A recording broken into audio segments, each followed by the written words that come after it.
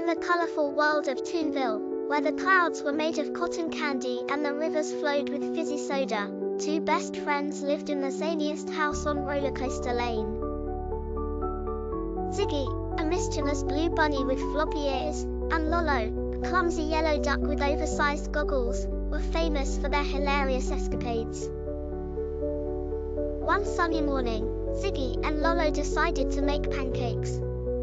But not just any pancakes, they wanted to make the biggest pancake in Toonville history. Armed with a giant mixing bowl, a spoon as big as a tree, and a whole lot of enthusiasm, they got to work. "We need more flour," Ziggy said, dumping an entire bag into the bowl. Lolo nodded. "And more syrup. The stickier, the better." Unfortunately, he squeezed the bottle too hard, and syrup shot across the kitchen, gluing his feet to the floor. "Ah, a little help here," Lolo said, waving his wings. Ziggy laughed so hard he fell into the bowl, covering himself in pancake batter. After hours of mixing and spilling, the pancake was ready to cook. Ziggy and Lolo wheeled it outside on a giant spatula and placed it on a hot air balloon burner they had borrowed from their neighbor, Professor Piffle. "Turn up the heat," Ziggy said, and Lolo cranked the dial. The pancake started to sizzle and grow, and grow, and grow.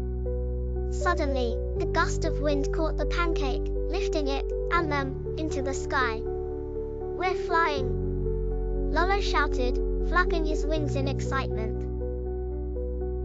"Hold on! This pancake is out of control!" Ziggy yelled, trying to steer it with the spatula. The giant pancake floated over Toonville, attracting the attention of all their neighbors. Professor Piffle looked up from his garden and shouted, "My balloon burner! Bring it back in one piece, you rascals!" The pancake sailed over the playground, where the kids cheered and threw sprinkles into the air. It even passed by Mayor Marshmallow's office. "What in the fluffy world is that?" the mayor exclaimed, spilling his cup of cocoa. Just when it seemed the pancake would float away forever, Ziggy had an idea. "Quick, Lolo! Use your syrup feet to stick us to the ground." Lolo stomped onto the edge of the pancake, and with a loud splat, they landed right in the middle of Toonville Park. The pancake was so big it became a trampoline for the kids, who bounced and giggled. That evening, the entire town gathered to eat the giant pancake. Ziggy and Lolo were heroes, even if they were covered in syrup and batter. "That was the best pancake adventure ever," Lolo said, licking syrup off his beak. "Let's make spaghetti next time," Ziggy replied, grinning. The two friends laughed, ready for whatever wacky adventure came their way next. The very next day, Ziggy and Lolo decided to tackle another culinary challenge. "We're going to make the world's longest spaghetti noodle," Ziggy announced, waving a pot lid like a trophy.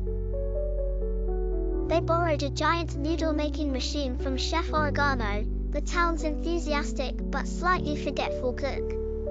"Be careful with this," Chef Oregano warned. "It has a turbo mode that's unpredictable." Ziggy and Lolo ignored the warning and cranked the machine to full speed. Out shot a noodle so long it snaked through their house, out the window, and into the street. "It's working!" Ziggy cheered. But then the machine began to sputter and shake. I think it's stuck," Lolo said, tugging on the endless noodle. Before they could stop it, the machine went into overdrive, shooting noodles everywhere. One noodle looped around the town's clock tower, another tangled up a group of singing squirrels, and a third turned Professor Piffle's garden into a pasta jungle. The townsfolk gathered to see the chaos. "This is a disaster," Mayor Marshmallow declared, though he couldn't help nibbling on a noodle. "You two need to clean this up." Ziggy and Lolo devised a plan. They turned the Wobbletron 3000 into a giant vacuum to slurp up the noodles. But the vacuum was too powerful, and it accidentally sucked up Lolo's goggles. "I can't see," Lolo squawked, bumping into a lamppost. Ziggy managed to steer the vacuum, and soon the town was noodle-free. Except for a few stubborn strands that the kids turned into jump ropes. With all the spaghetti collected, Chef Oregano cooked up a massive pasta feast for the whole town. There were spaghetti mountains, sauce rivers, and even a noodle slide for the kids. Ziggy and Lolo were the stars of the night, though they were covered in flour and tomato sauce. "Let's never use turbo mode again," Lolo said, slurping a noodle. "Agreed. But what should we make tomorrow?" Ziggy asked. Lolo's eyes lit up. "How about a giant chocolate fountain?" Ziggy grinned. "Now that's an idea.